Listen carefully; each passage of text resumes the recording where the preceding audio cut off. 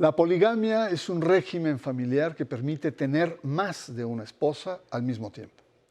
Se admite en la actualidad en algunos países que varones muy poderosos puedan tener más de una esposa. Esto se da sobre todo en el contexto islámico.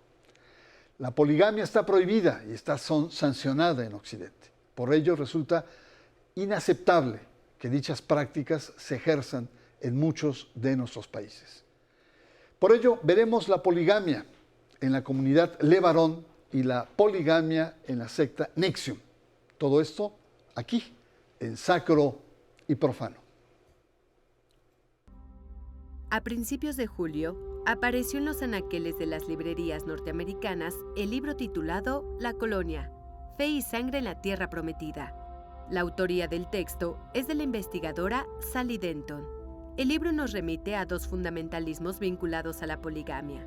Uno de ellos es el mormonismo asentado en el norte de México, en especial el vinculado a la familia Levarón, ligado a una historia de tragedias y violencia.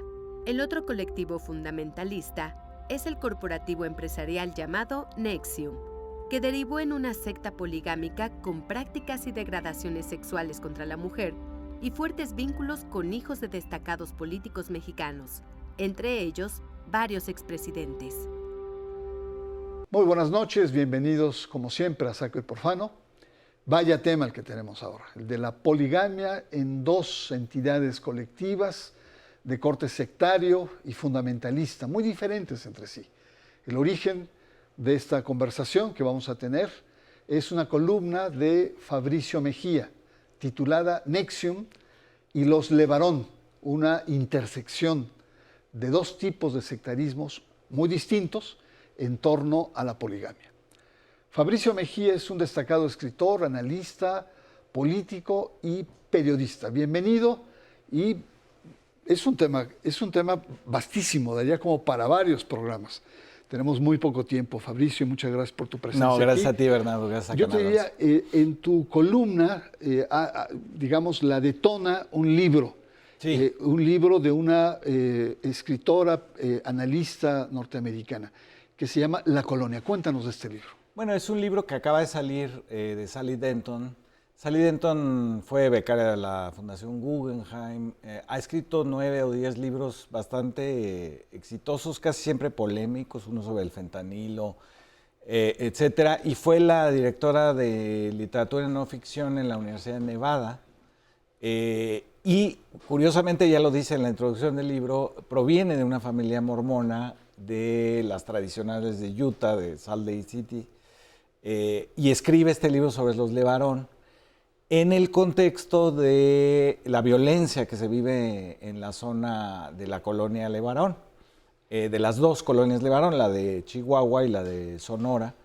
En ese libro lo que hace es tratar de explorar el asunto de la violencia desde varias posibilidades, digamos. Una es esta situación de la relación de los Levarón con el crimen organizado, de los Levarón con la poligamia y los mormones en Utah y en Nebraska. Y después, al final del libro, exploro también el tema de los pozos de agua ilegales para regar esos nogales que tienen ahí en esa zona, ¿no?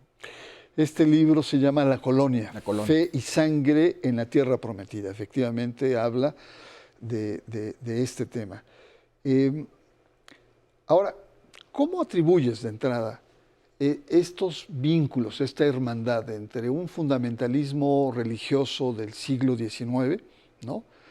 Y un fundamentalismo de corte empresarial, de corte corporativo del siglo XXI, en el caso de NXIVM, que se hermanan en torno al tema de la poligamia?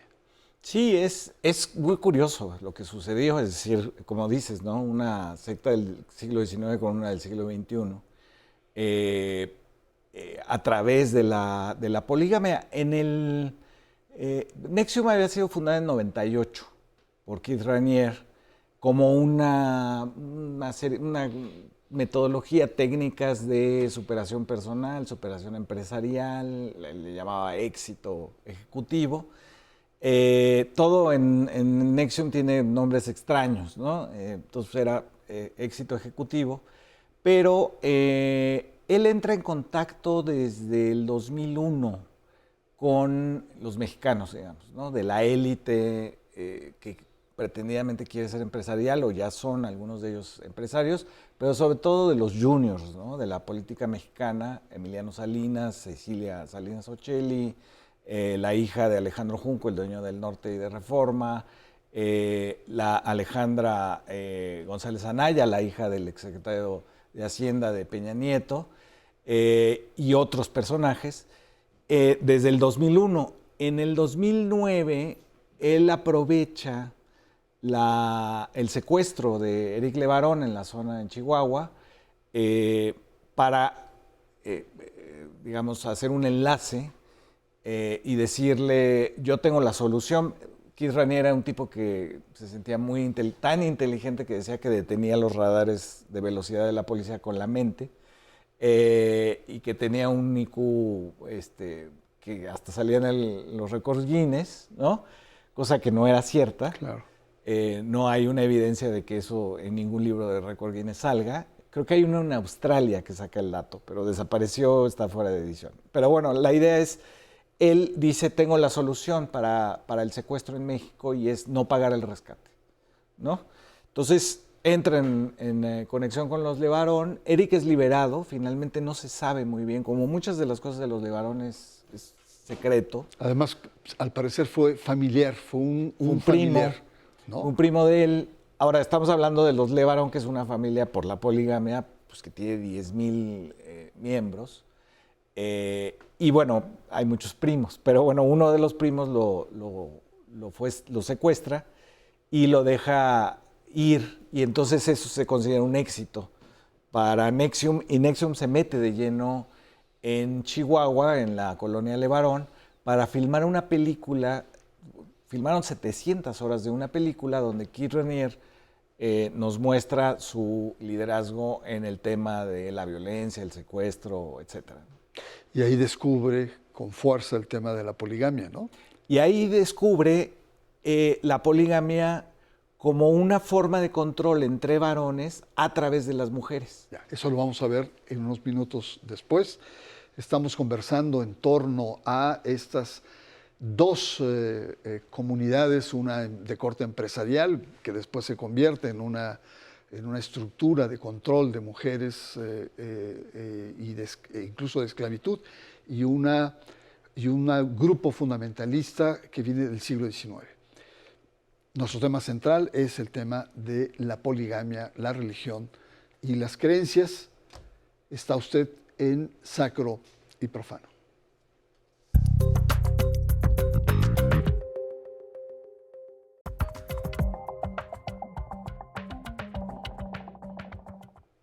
Regresamos a nuestro tema, la poligamia en la comunidad de Levarón y la secta Nexium. Joseph Smith fundamentó la poligamia en el patriarcado hebreo del Antiguo Testamento. Una visión sesgada.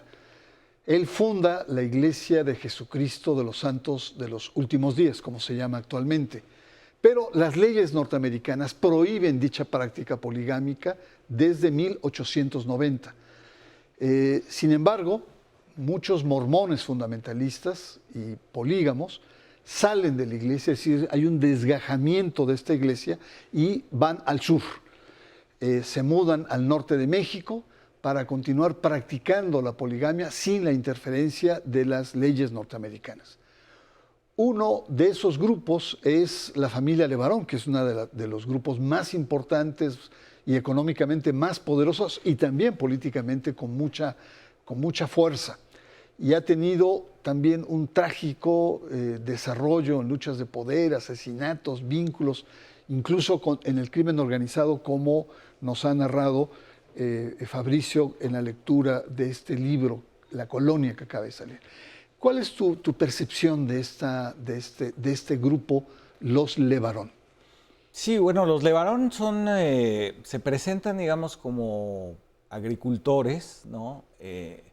Pero en realidad, bueno, ellos emplean a campesinos, ellos casi siempre, digamos, los jerarcas, que son todos varones, por supuesto, pasan mucho de su tiempo en Estados Unidos y administran estas tierras de nogales y estos pozos de agua, en muchos casos ilegales, y tienen una situación siempre efervescente, digamos, tendiente a la violencia. Hay que recordar, por ejemplo, la disputa que hubo por el poder entre dos hermanos en 1972, que uno de los hermanos acaba matando al otro y le da una justificación teológica, ¿no? Abel y Caín. Abel y Caín es una expiación por sangre, donde ya la sangre de Cristo no puede purificar el pecado de esta persona y entonces se tiene que derramar su propia sangre, es decir, es una justificación para el asesinato. Y esta división que se da en 72, cuando se matan, un hermano mata al otro, se da también una división entre el Rancho La Joya en Sonora y la colonia de los Levarón en Chihuahua. Y hay ahí también una tendencia de la de Sonora hacia el tráfico de armas, de drogas, robos de banco en Estados Unidos, etcétera. Y finalmente, digamos, lo que vemos nosotros de los Levarón es muy poco de lo que realmente ocurre ahí, ¿no? O sea, muy poco de iglesia y mucho de mundanidad. O sea, son más profanos que sacros esta comunidad, me da la impresión. Son mucho más profanos. Ahora... Incluso la pistolización que quieren promover, por ejemplo. Iba yo a esto. En el 2009, después del secuestro de Eric Levarón y de la muerte de Benjamín Levarón, que ya está metido con Keith Raniere en esta creación de la organización civil SOS, ellos se fortifican, hacen una milicia para defenderse del crimen organizado y promueven en el gobierno del estado con César Duarte. Alejandro Levarón es el que está con César Duarte asesorándolo en la pistolización de la población. Esto que acabamos de ver ahora en Guanajuato, de que se le está enseñando en las escuelas públicas a los niños a manejar armas, es una cosa que viene, digamos, de mucho tiempo atrás. Se ha intentado en México varias veces, y en el caso de los Levarón, ellos quisieron que se diera una pistolización de las familias mexicanas, como decía Alito Moreno hace unas semanas, ¿no? Otro tema, vamos entonces a su contraparte, a Nexium. Y en el caso de Nexium, es muy interesante ver cómo hay muchas empresas que, para ser más competitivas, adoptan comportamientos propios de las iglesias. Nexium, tú nos decías, bueno, nace como una especie de coaching, de formación, además sus documentos secretos, y tú entras y tienes que firmar que no vas a distribuir nada, un secretismo, como si estuvieran develándote, ¿no? Las tablas de la Biblia, ¿no? Estuvieran bajándote del monte del Sinaí. Muchas empresas tienen esta perspectiva, ¿no? Para afirmar la identidad, para ser muy competitivos, para la fidelidad de la gente, ¿no? Es algo muy fuerte. Incluso hay una especie como de adoración, ¿no? Culto, ¿no? Al estilo Marcial Maciel, de los grandes empresarios, no sé, estamos hablando de Bill Gates, de Steve Jobs, de Bezos, de Zuckerberg, ¿no? Así, ¿no? La pregunta es cómo, en esta lógica de competitividad global de una secta empresarial o corporativa, se da ese salto a el universo de la poligamia, de estas ciertas desviaciones de corte sexual. ¿Es por el autoritarismo de este tipo, por la locura, o es qué pasó ahí?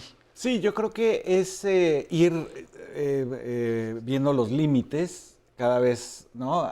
Ampliando los límites a lo que puedes aspirar, ¿no? Empieza efectivamente como una pirámide, donde se utiliza, como todas las pirámides, el gran negocio de alguna pirámide no es lo que vendes, sino a quién vas contratando, adjuntando, anexando, para que te ayude, ¿no? Y entonces los de arriba siempre ganan dinero, los de abajo no ganan nada.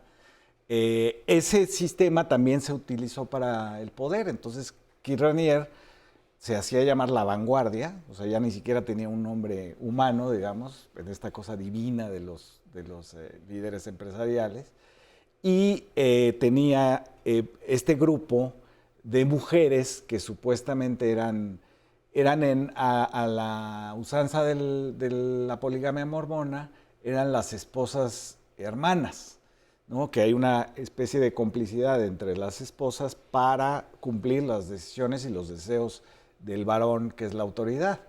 Y en ese sentido, él copia, digamos, eso que ve en la colonia LeBaron, lo copia e inmediatamente funda este grupo interno que se llamaba DOS, que era sobre la obediencia y la sororidad de las mujeres, que era pues, para surtirle a él de una, digamos, cadena de mujeres que podían ser entre 15 y 20 al mes. Y esta organización tenía, digamos, una serie de prácticas que incluían el herraje, que incluían una cosa que se llamaba la disponibilidad. El herraje las marcaban como si fueran reses. Como si fueran ganado, como si fueran esclavas, ¿no? Y tenían esto de la disponibilidad total, que era, a ti te mandaba Keith Raniere o alguna de Nancy Salzman, o que está presa también, o Alison Mack, la actriz, te mandaban un recado de disponibilidad y tú tenías que contestar inmediatamente. Si no contestabas inmediatamente, estabas obligada a una penitencia.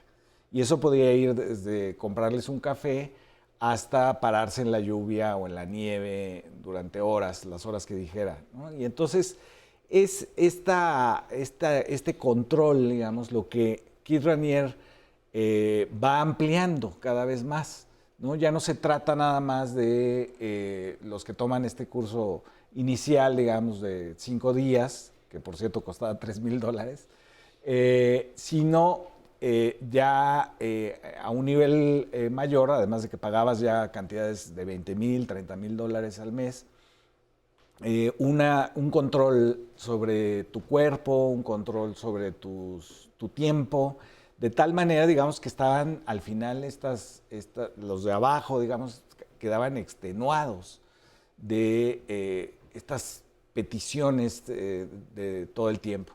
Y hay que también decir que había un método de extorsión en todo esto, ¿no? Había una práctica que era que delante de todo el mundo tú dijeras tu gran miedo, y había otra práctica que era para obtener un secreto, por ejemplo, algún método empresarial, etcétera, dar un colateral, le llamaban, ¿no? Y eso era algún secreto muy íntimo o de plano las escrituras de tu casa. Ya. Oye, una cosa que me llama la atención es estas dos, tanto LeBaron y estas comunidades mormonas, digamos en el exilio, como NXIVM, crean sus propias reglas, sus propias leyes.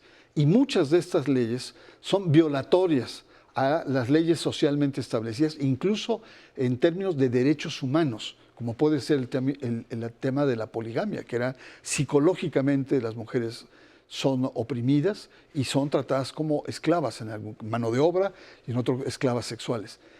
Esto es muy sintomático y es muy dramático al mismo tiempo.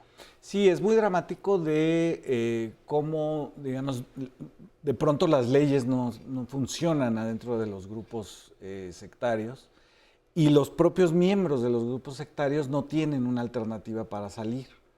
En el caso de los LeBaron hay varios testimonios de las mujeres que querían salir del esquema de la poligamia, de la opresión, de esta como servidumbre que hay adentro, pero no tienen ninguna protección legal porque no son esposas, porque sus hijos son ilegítimos para el resto.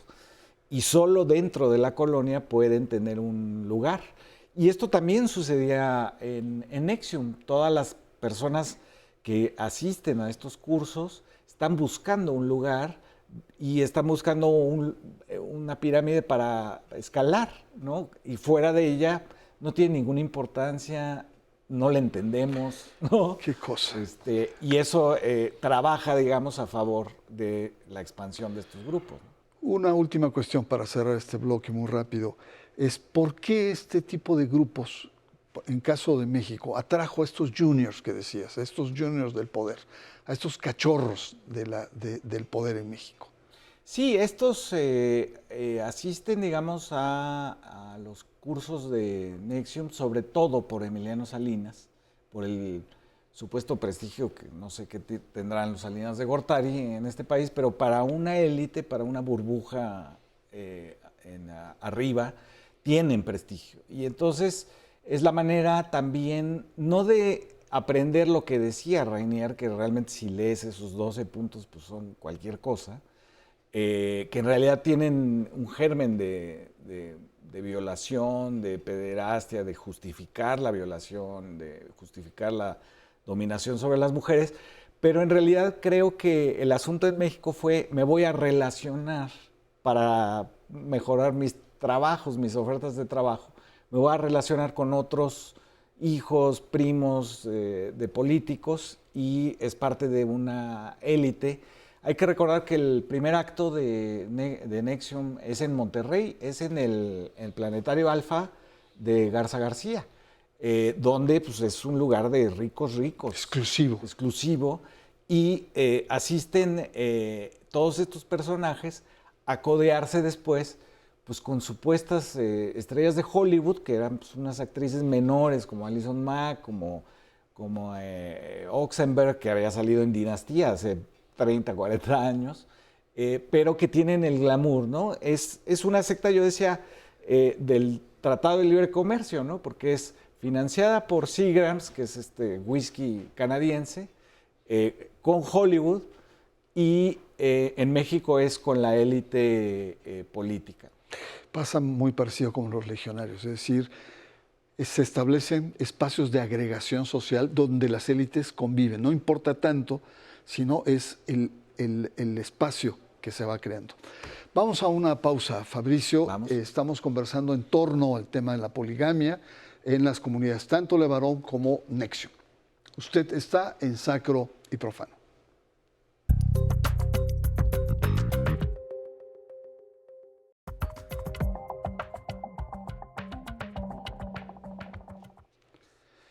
Regresamos, Fabricio, con las conclusiones. ¿Por qué la impunidad?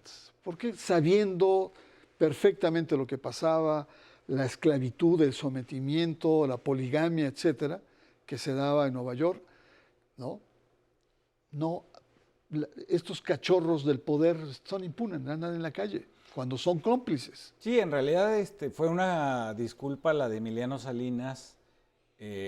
Rosa Laura Junco no ha hablado del tema, pero bueno, Emiliano Salinas dijo que él no sabía, y ya con eso. El problema es que él sí tenía, los dos tenían un alto grado dentro de la secta y estaban enterados de la existencia de este grupo de esclavitud de mujeres, y estaban enterados de los demás, del lavado de dinero, de lo que se acusó finalmente a Keith Raniere en Estados Unidos. Se le dieron 120 años de cárcel. Han sido juzgadas las otras mujeres, ¿no? Las hermanas Salzman, otros han sido testigos protegidos, etcétera. Pero en México, que fue donde se detuvo a Raniere en el 2016, en Puerto Vallarta, durante una ceremonia de renovación de compromiso con este grupo de mujeres esclavizadas, no se sabe de quién era la casa, no se sabe... la autoridad no hizo ninguna averiguación sobre esto.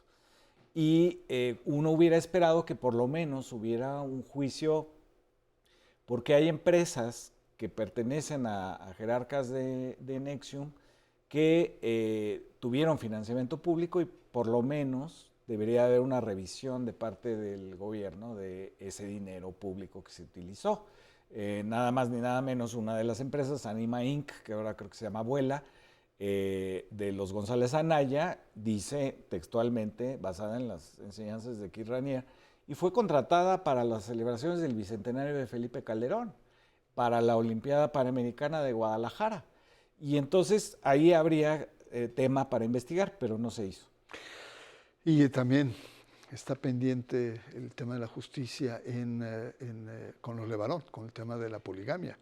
¿Cómo es posible que el Estado permita ese tipo de prácticas? Y te voy a decir, 11 adolescentes entre 14 y 17 años de la colonia Levarón fueron llevadas a Albany con Keith Raniere y eso jamás investigó. Quiero agradecer mucho, Fabricio, tu presencia aquí. No, Es la gracias, primera de vez, verdad. pero espero que próximamente tengamos otros temas. Esto da para mucho. Esto da para Da muchos. para mucho. Yo simplemente quiero decir que a las mujeres les va muy mal con las religiones misóginas, machistas, patriarcales, que son la mayoría, por cierto, y hay que decirlo.